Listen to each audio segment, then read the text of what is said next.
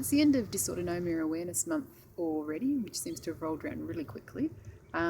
So I just wanted to do a quick vlog or video to say thank you to everyone who's been reading all the posts. I think we've cracked, I think it's 24,000 views this month, so that's pretty good. So it's fantastic for everyone who's taken the time to share their stories as well. I really appreciate that. It takes quite a lot to be open about what's going on and to share it all, particularly on such a huge format. We're complete strangers or that are reading your story and seeing what's going on. So huge thank you to absolutely everyone who contributed, both patients and family members.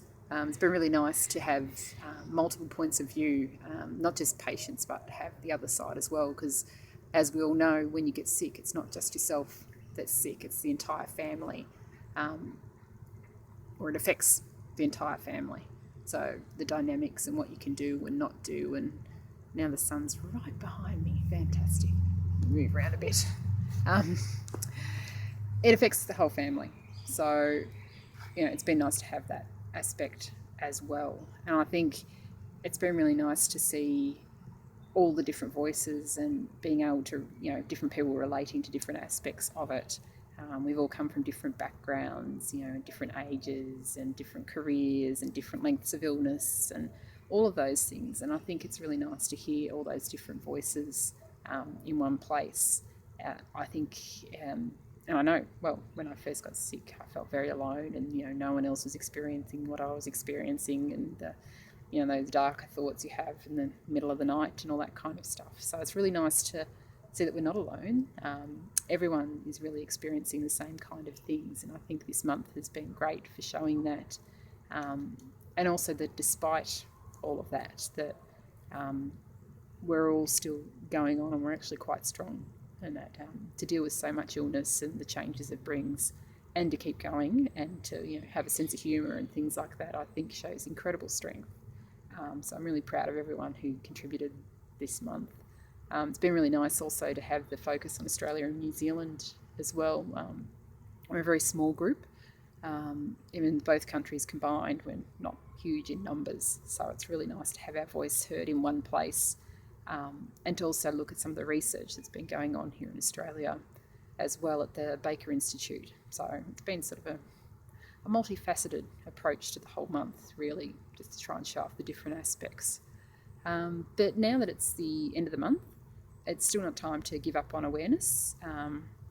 It's sort of one of those things that we need to keep doing, because until people recognise words like dysautonomia or POTS or orthostatic intolerance or pure autonomic failure and things like that, until everyone understands that and understands what that means, or at least roughly, we're not going to get the understanding we require. We're not going to have doctors pick up or look for this illness. Even if we're lucky enough to get a diagnosis, we quite often still have a lot of trouble finding accurate treatments or appropriate treatments, because we all present slightly differently. So it'd be great to have more research, and more funding from research actually comes from awareness. So if people actually know about these disorders, then they're more inclined to give money to look for research and cures, and even just finding out why it's happening. That would be really nice, I have to say. So we really need to keep up with the awareness, and awareness can be, just telling one other person. So, telling a friend, a co-worker, someone from school, doing a presentation at school or at work, or, talking to someone at church about it, or to, if you're lucky and a doctor, tell the doctor about it. And just share that little bit, because every time we share our story, that's one more person educated. And also share it, not just the clinical aspects, and that, which I think is, we can focus on the blood pressure or the heart rate or the temperature dysregulation or the weakness or whatever, but it's more what that means for us, in the day-to-day. So sharing our stories of how it impacts upon us, to say you have low blood pressure, doesn't really convey what that means. Low blood pressure, or, if you've got orthostatic hypertension, being able to stand up for length of time is really difficult. So that impacts upon your ability to stand in line at a supermarket, it impacts on your ability to cook dinner, it impacts on your ability to stand at a sporting event for your kids, all sorts of things. And that kind of stuff is far more informative than just saying you've got low blood pressure. So I think that's what I love about the blog or vlogs, and that is actually sharing our stories of how it impacts. And that's a greater form of awareness. It's relatable. People can understand that, the fact that, you're worried about going places because of passing out, or, you go out and you sweat profusely. I had that at the start. I don't now, but I know a lot of patients do. And, having to take a change of clothes to work and being worried about social situations, all of that sort of thing, I think we need to discuss far more of, beyond just blood pressure and heart rate and all of that. And it's, in a way, it's quite easy, or easier, to discuss it in that format too, rather than worrying about the nitty gritty. Still do that, still talk about blood pressure and heart rate and temperature dysregulation and all those things, but putting that human face on it, I think, is really important. And that's what this month has been all about on the blog. Sharing our stories, our day-to-day, on top of what dysautonomia actually is. So yeah, huge thanks to everyone who's done that. Huge thanks to everyone who's continuing to do that.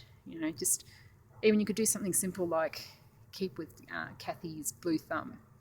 So, I think the thumbs up for awareness is really good, because it's one of those things where people go, what the hell are you doing? You've only got one thumb painted. It's a starting point to talk about what we're going through and to talk about the disorder.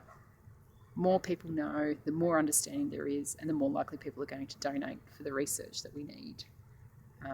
So it's all very important to do that. Hard sometimes, but very important. So thanks once again to everyone, both readers and contributors. It's been a fantastic month, and let's keep up the good work, and happy Dysautonomia Awareness Month to absolutely everyone. See you later.